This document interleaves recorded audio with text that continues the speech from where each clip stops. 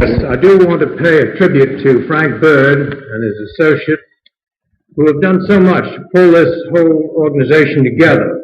And if you look around this room, it's kind of a tribute to their organizing ability and to the role that various trustees have played in getting this council off the ground floor.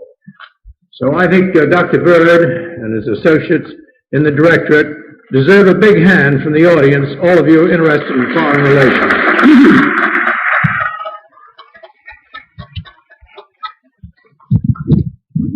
On this occasion, the celebration of the founding of the Baltimore Council on Foreign Relations and the presentation of the first address before the members of this council, it is appropriate that our speaker is distinguished both as a thoughtful student of foreign affairs and also as a holder of National Office Distinction, Assistant to the President for National Security Affairs.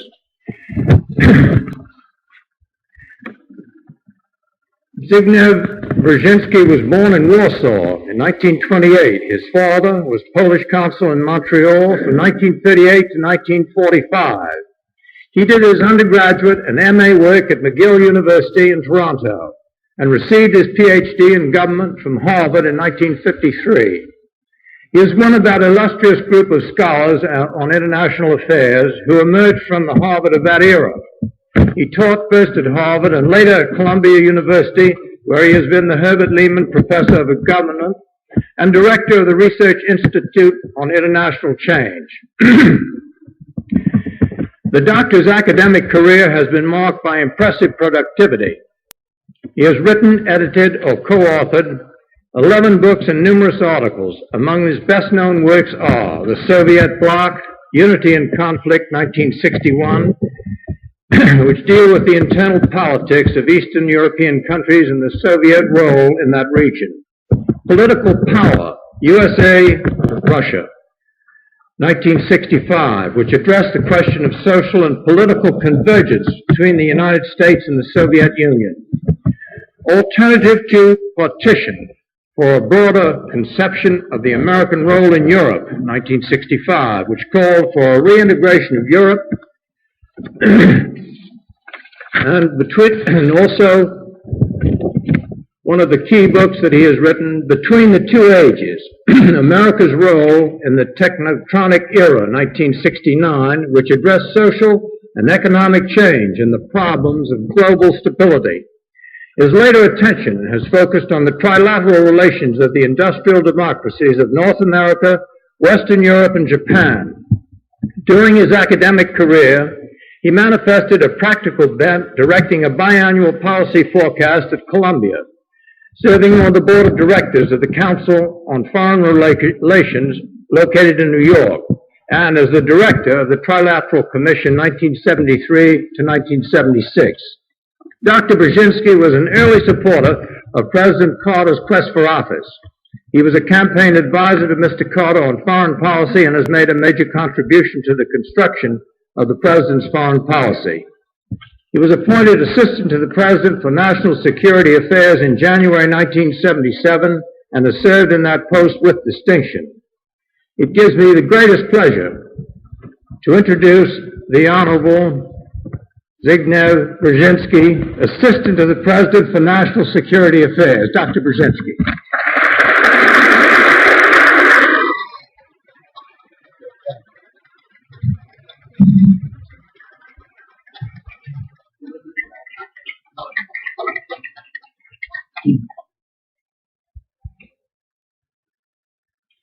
Ambassador Symington, Mr. Byrd, Mr. Mayor, members of the Baltimore Council on Foreign Relations, ladies and gentlemen.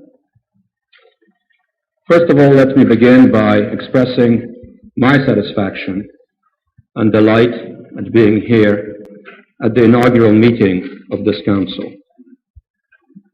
I believe that this event is symbolic of the increasingly directly engaged role that the United States plays in world affairs.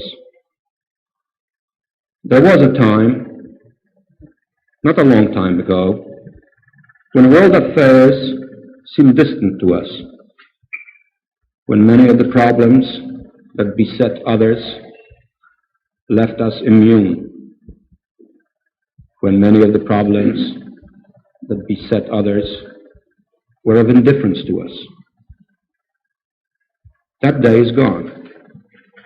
We all know this. We all know that the word interdependence is not a cliché, but a truism. A truism in the sense that it is true. And therefore, it's all the more important that we not only know what is happening in the world, but much more importantly than that, that we understand why what is happening in the world. Not just what, but why. I wish to stress that. There is a tendency in our own intellectual tradition to emphasize knowledge of facts. There is a tendency in our perception of the world to be saturated with facts. I dare say Americans are exposed on a daily basis through the news magazines, through their newspapers, through television, to more facts about what is happening in the world than probably most other people living in that world. Yet I dare say that relatively few Americans genuinely understand why certain things are happening in the world. There is a disinclination in our educational system, in our writing about the world, in our journalism, to talk about causalities, to identify trends, to offer competitive explanations. The fear is rooted in our pragmatic tradition. The fear of such an intellectual inclination is derived from our belief that only facts are germane, that interpretations are to be suspect. And yet there comes a time when all of us are saturated with facts and all of a sudden become aware how little do we really understand as to what is happening. What are the forces in the world that are today transforming popular consciousness? What are the basic conceptual tools that leaders and masses, respectively, use to understand the world? What is the framework which enables us to understand and define reality? I take it the purpose of the Council is to help all of us here, all of you here in this city, to delve more deeply, to look beyond the surface that facts cover, and try to ask, where is history taking us? What is the character of our era? What are some of the most important contending forces? How is the balance of power changing? How are values changing? What are the key ideas that motivate people today in the world? Are they germane to ours? Are they in conflict with others? Is America relevant to this world? Are our interests compatible with the aspirations of mankind? Are our values congenial to these aspirations? This is why I welcome this enterprise, and this is why I'm pleased to be here with you. And this is why I'd like to begin my remarks on substance by stressing the proposition that we are indeed confronted today with a world of unprecedented turbulence and extraordinary complexity. A world which no longer offers us the luxury of a single-dimensional interpretation of world affairs or a single slogan to define the nature of American foreign policy. One of the problems that we have faced over the last several years was whether we ought to define the Carter foreign policy with a phrase or a sentence or a word or two, And the President, in my judgment, very wisely eschewed that temptation, did not yield to it. For to yield to it would be to fall prey to the illusion of simplicity. It would be to distort and to mislead. The fact is that the problems we confront do not come from one source. The fact is that the world is changing today on a scale never before experienced in its history. And our foreign policy, to be responsive to this age, has to be complex, operate on many fronts, and try to integrate what often is seen as conflicting strands of analysis and of purpose. At the risk of doing violence to what I have stressed, let me suggest as a broad proposition that the distinctive character of the Carter foreign policy is that it has very deliberately tried to blend what traditionally have been two conflicting major strands in the American thought about world affairs. Our recent history reflects these two alternatives and places them in sharper relief. One is the inclination to stress a commitment to the status quo, to emphasize the primacy of power, and to pursue policies which perhaps can be subsumed with the word that scholars often use, realpolitik, a hard-nosed, realistic foreign policy. In many respects, the quintessential expression of that approach to the world was the foreign policy of Nixon and Kissinger. They both were contemptuous of the notion of morality, seeing in it an excess of sentimentality. They both stressed the importance of American power, and they were perceived worldwide as identifying the United States with the preservation of the status quo. The other alternative, in many respects rooted in Wilsonian idealism, has stressed moralism and morality as the central factors that ought to shape American foreign policy. Inherent in it is a suspicion of power, and in some respects even a rejection of power. Inherent in it is the notion that traditional military power is no longer relevant in our age, that instead America should identify itself with certain decent and increasingly widespread human aspirations, and that this is the best way to preserve our interests and to enhance our values. Again, to personalize it, I suppose in many respects the foreign policy platform of Senator McGovern in 1972, more lately echoed by Senator Kennedy, reflects that particular tradition in our thought about the world and about what ought to be American foreign policy. The distinctive hallmark of the Carter foreign policy is that it is based on the premise that both strands are relevant and have to be emphasized in order to maintain not only a constructive but a secure relationship between America and the rest of the world. On the one hand, the President has stressed the importance, the continuing importance of American power in a world of change. Without that power, there is the genuine risk that global change will deteriorate into increasing fragmentation and anarchy, and that it will be exploited by our adversaries through the use of their power to pursue objectives which are inimical to our national security. Thus, the revival of American power, the enhanced credibility of American power, has been a central preoccupation of this administration.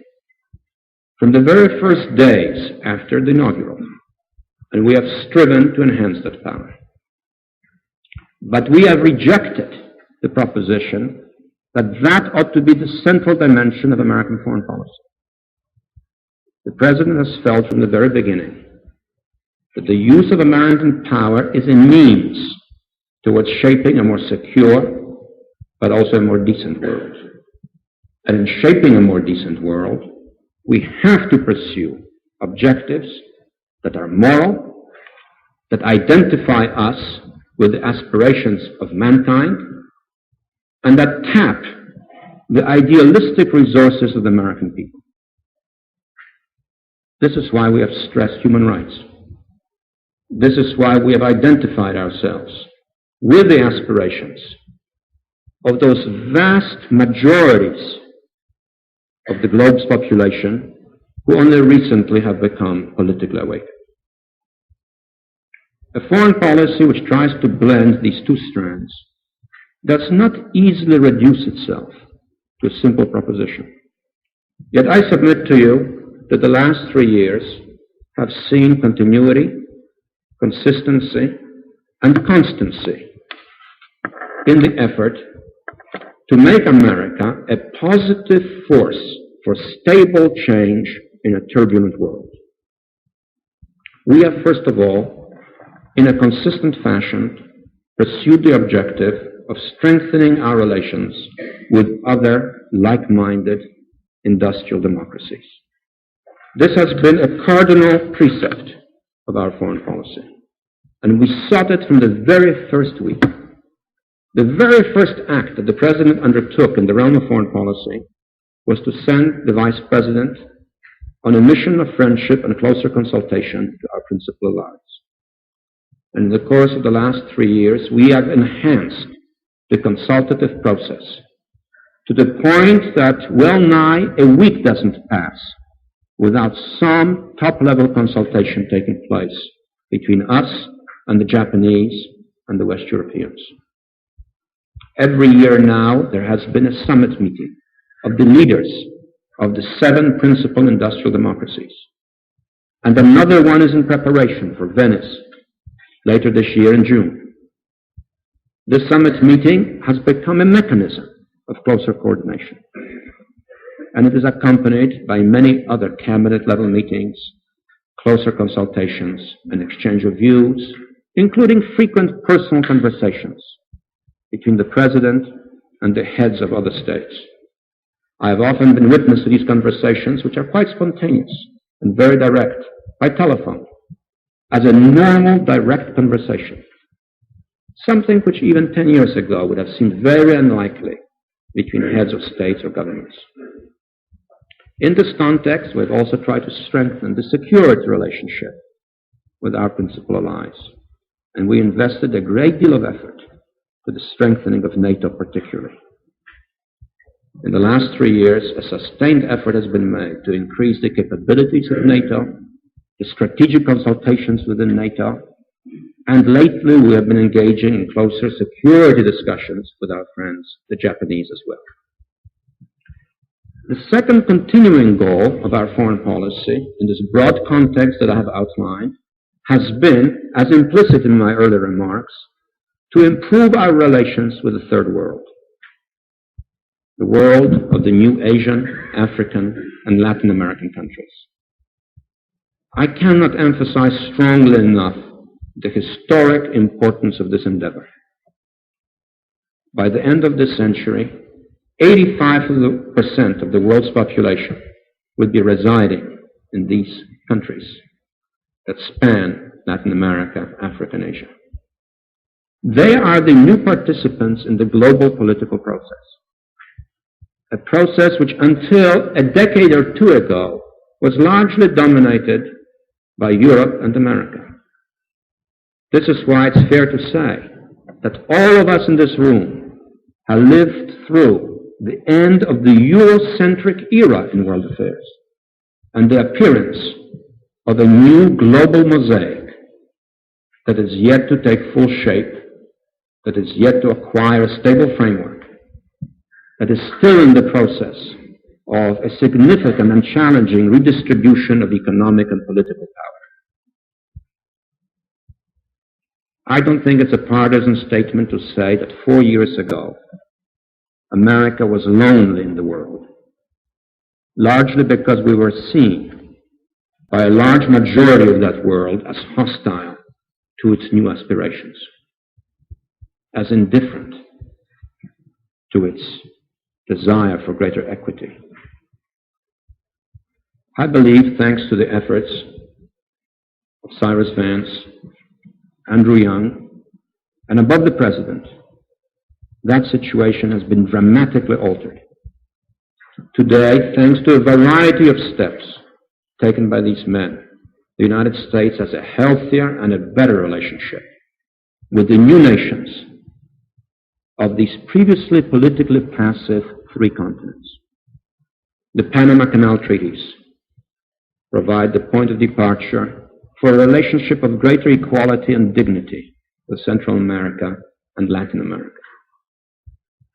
Our sustained efforts to promote a peaceful solution for what was called Rhodesia and now is Zimbabwe have served to the rest of Africa as proof that our commitment to majority rule was not only rhetorical but substantive.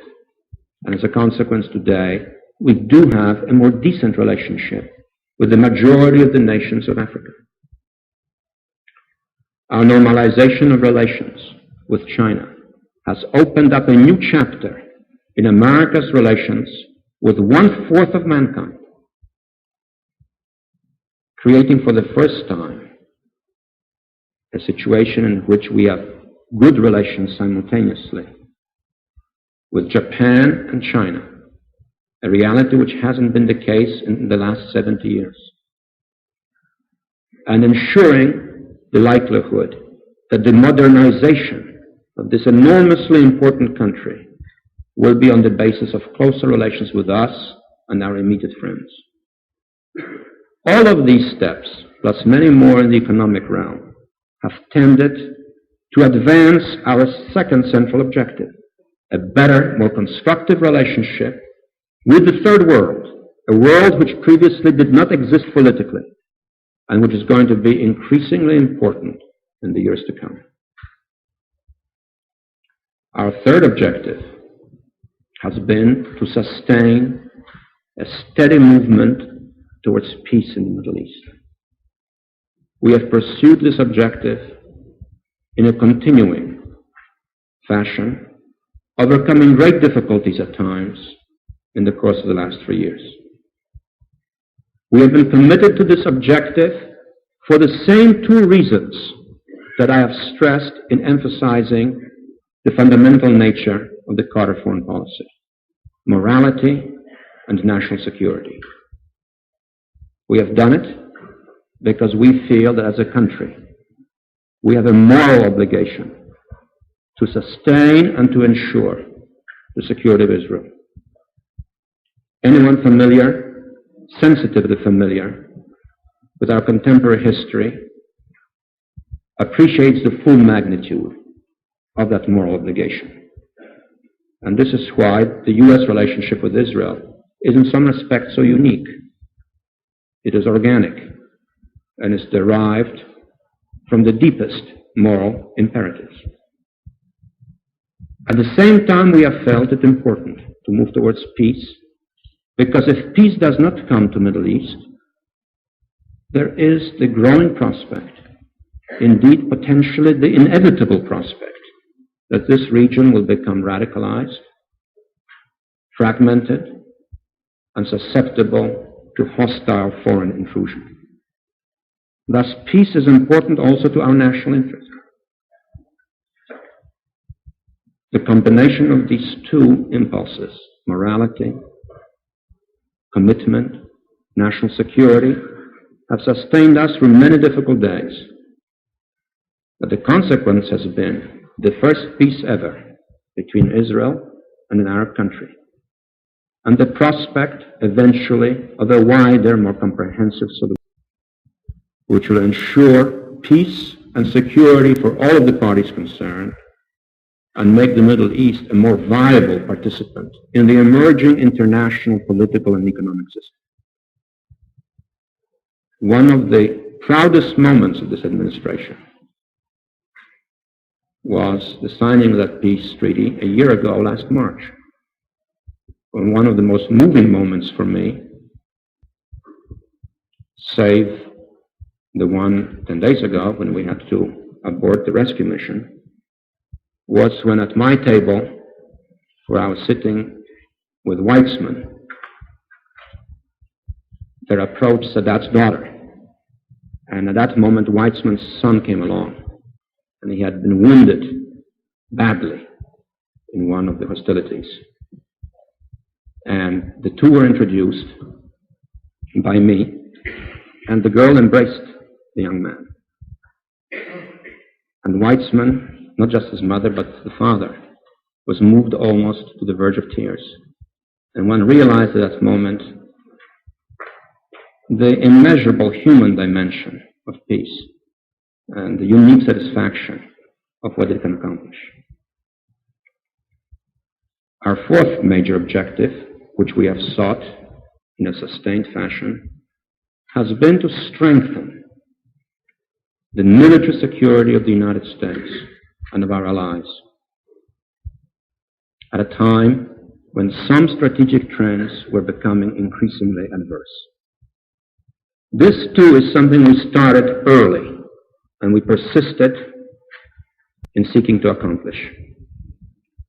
We committed NATO in the first year of the administration to a long-term development program and to 3% per annum real growth term increases in our defense budgets. In the summer of the first year, the President signed Presidential Directive number 18, committing us to an enhanced strategic posture and to the development of a rapid deployment force capable of defending our interests and protecting our friends in those parts of the world where American forces are not regularly present. More recently, we made very important strategic decisions regarding our capabilities in the latter 80s, notably insofar as the MX land-based deterrent system is concerned. All of that has involved difficult choices, decisions between competing interests, legitimate national needs, and the decisions had also to respect the importance of national security, the central role, the pivotal role of American power in a world of change. It hasn't been easy, and yet we have started to alleviate some of the negative trends. We have pushed forward with the modernization of our forces, and we have stimulated our allies to do the same. We do that because we have the strong view that in an age of change, credible American power is the source, the key source of assurance that global change will not be exploited by our adversaries to inimical ends. Today, that problem, that challenge is posed with special relief in Southwest Asia, where, as the President said in the State of the Union message, the Soviet occupation of Afghanistan poses a potential threat to our longer-range interests and the interests of our friends in the Persian Gulf area. This is why we have been gradually enhancing our capabilities there.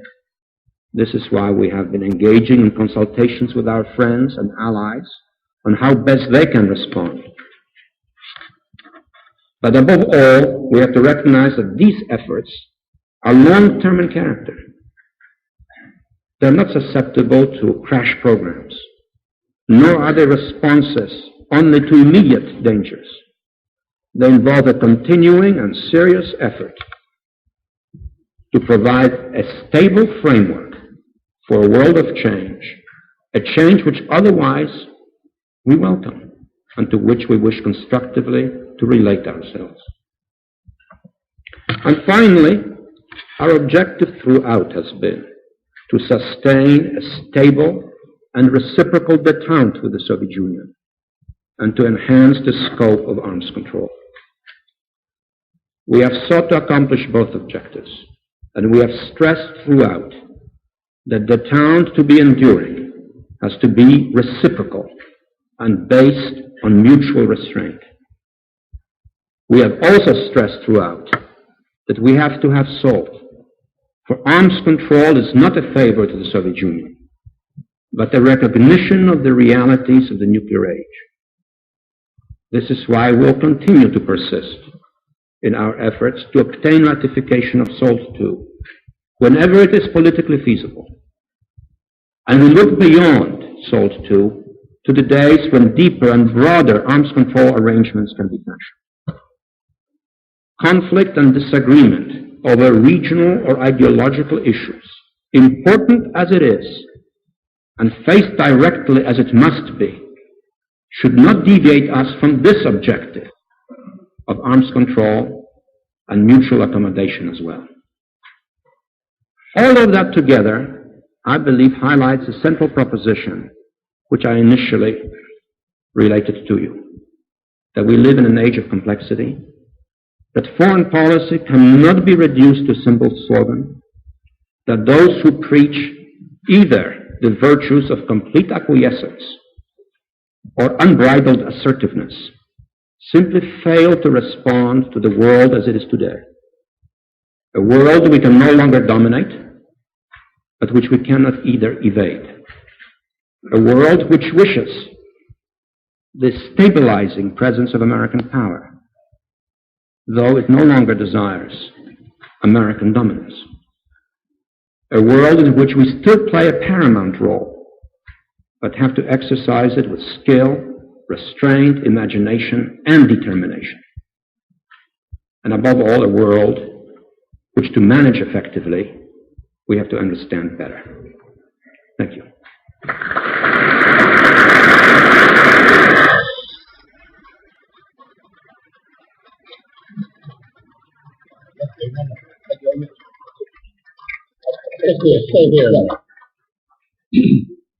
Well, I'm sure we've all had a marvelous education in the difficulties of our future in foreign relations, and also in the inevitable way that Dr. Brzezinski is endeavoring to assist the President in carrying on a very difficult foreign policy at a very difficult time in the year.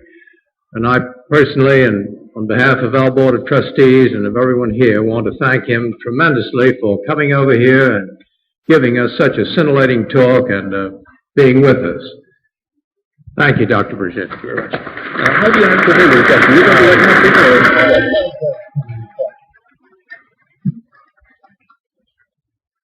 we are going to ask Dr. Bird to come up and assist Dr. Brzezinski in fielding some questions. I think we have some that have been submitted, and Dr. Bird, if you'll come up, and I'm sure Dr. Brzezinski will be glad to try to answer a few.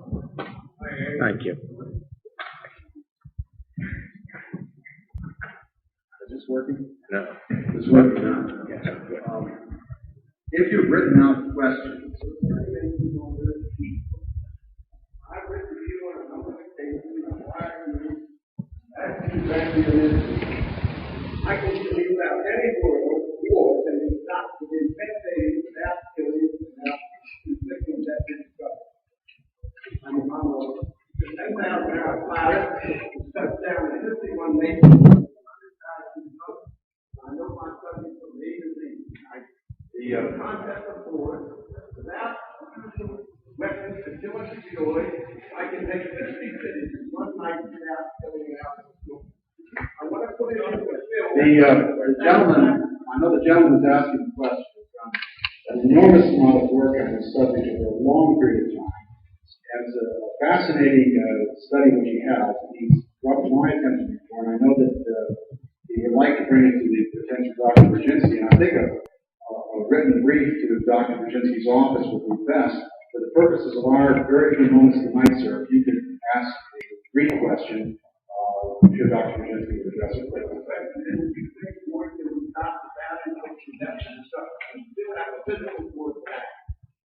Well, I certainly hope that's the case, and our policy of deterrence and of accommodation, particularly with the new forces in the world, is designed to achieve that objective.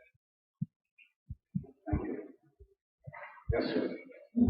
Dr. Brzezinski, why does the administration allow the Turks to receive a big chunk of our tax money to continue the occupation of the island of Cyprus and the displacement of its population for over 5 years now, thus causing a schism in the southern flank of NATO, particularly in the post-Tito era. We have tried, as you all know, over a number of years to promote a peaceful settlement of the very painful Cyprus issue. We have done so also through the device of an arms embargo on Turkey. We are encouraged that the present leaderships, both of Turkey and of Greece, seem more inclined towards accommodation. And as you all know, in recent weeks, some positive and rather important steps have been taken by both sides, especially in regards to the parallel issue of the Aegean, indicating that a more conciliatory spirit is governing the parties concerned. We have tried to use our good offices to promote that reconciliation and accommodation. We have certainly made very clear on a number of occasions that we're not indifferent to the suffering of the Cypriot people. But the fact is that in regards to this issue, as in regards to some other regional or territorial disputes, the United States simply does not have the power to dictate the solution. We can try to promote a solution, but a genuine accommodation that endures ultimately has to be fashioned by the parties concerned. We'll continue to do what we can to encourage the governments concerned to move towards reconciliation. As I have said, we feel that there are now better prospects of that being accomplished than in the recent past. What you just said is totally contrary to what Jimmy Carter was saying before he became president. Could you please wait with the questions until we have a few written questions here, and then we'll move to the microphone. A question on Iran. How do you express your feelings about the Iranian regime? And how do you see American-Iranian relations after the release of the hostages, especially with consideration of the Soviet invasion of Afghanistan? Well, the President on a number of occasions has stressed that the United States does not harbor any animosity towards Iran. We recognize that very fundamental changes have taken place in Iran. The nature of these changes, their ultimate political definition, is a matter for the Iranians themselves to decide. We have traditionally been supportive of Iran's independence and integrity. We believe that the historical record shows that Iran's independence and integrity are more ensured when Iran has good relations with the West, including the United States, then that is not the case. Our hope is that before too long, it will be possible for the United States and for Iran to have a normal, amicable relationship.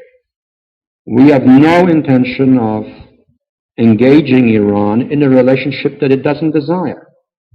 And if the choice of the government of Iran is to have a somewhat more distant, though correct, relationship with the United States, that is their decision. In brief, we have an open mind. We are prepared to extend our hand once the hostage issue has been resolved, in keeping with the standards that the international community has long established. A question on the American relations with the Soviet Union. You've said that the United States has to maintain its strength vis-a-vis the Soviet Union, and that we should also go ahead with the SALT II treaty. If we push that treaty again, what have we accomplished, especially after the consequences of the Afghanistan invasion? The questioner asks, aren't we just caving in? I would like to stress, as I briefly suggested in my initial remarks, that the SALT II agreement is not an American concession to the Soviet Union, nor is it a unilateral act of American goodwill towards the Soviet Union. It is an agreement that's first of all in the mutual interest of the two nuclear superpowers. And secondly, it is an agreement which enhances our national security. I have been intimately involved in the last 3 years in the shaping of our policy on SALT negotiations. And my responsibilities being in the area of national security, I gave primary attention to the question, how will SALT contribute to our national security? I have not the slightest hesitation in affirming that together with the defense programs we have either adopted or will be adopting, SALT contributes more to our national security than if these defense measures were taken without SALT, and even if they were increased in their scope without SALT. With SALT, we have a better notion of the kind of strategic threat that we will confront in the course of the mid-'80s, and we are better prepared to take the necessary compensatory measures. Without SALT, we'll be less secure in knowing what danger to meet, and we will probably confront Soviet strategic programs that will benefit from ongoing Soviet momentum. Thus, I see no direct connection between Soviet misconduct in Afghanistan and the desirability or non-desirability of SALT. I think that on SALT, every citizen, especially of an informed and engaged group like this, ought to make his own independent judgment. And that judgment ought to reflect on the question I posed. Does it enhance or does it diminish our national security? If your judgment is that it diminishes it, it's undesirable even if the Soviets were not engaging in misconduct in Afghanistan. And if it enhances our security, then it's desirable even if the Soviets are engaging in misconduct in Afghanistan. I believe that our response to Soviet misconduct in Afghanistan was the right one, and the President stated it firmly in the State of the Union message. And I happen to believe that SALT is consistent with and enhances our national security and therefore should also be pursued. Question on Eastern Europe. In view of President Tito's death, what immediate course of action do you perceive on behalf of the United States? The principal guarantors of Yugoslav independence are the Yugoslavs themselves. They are fiercely committed people to national independence. They have demonstrated through acts and readiness that they're prepared to sacrifice for it. That is a terribly important reality which enhances our confidence that Yugoslav independence will be preserved. The President has made it clear that we have a stake in that independence, and the United States supports it. As long as the Yugoslavs remain committed to the protection of that independence, I believe that any overt aggressive military moves against Yugoslavia will be deterred. An invasion of Yugoslavia would be resisted by the Yugoslavs, and that as of itself would produce essentially unforeseeable circumstances, which any would-be aggressor would have to very carefully calculate. This is why the Yugoslavs also deserve our support, our encouragement, and our friendship. And the President has stated these principles on more than one occasion, most recently in connection with Marshal Tito's death. A question of American power. It has been said that the American petroleum usage is a fifth column, rendering ineffective the most skilled foreign policy and the most powerful army. Why is the present crisis being used to effect significant stringent changes in that area? Well, as you know, if there is anything that this administration has tried to do, it's to promote greater public awareness in the country at large about the imperative necessity of greater conservation and increased domestic production. We have expended enormous amount of political capital to get the energy bill through Congress. The President spoke about these efforts being the moral equivalent of war 3 years ago, and that powerful phrase was ridiculed.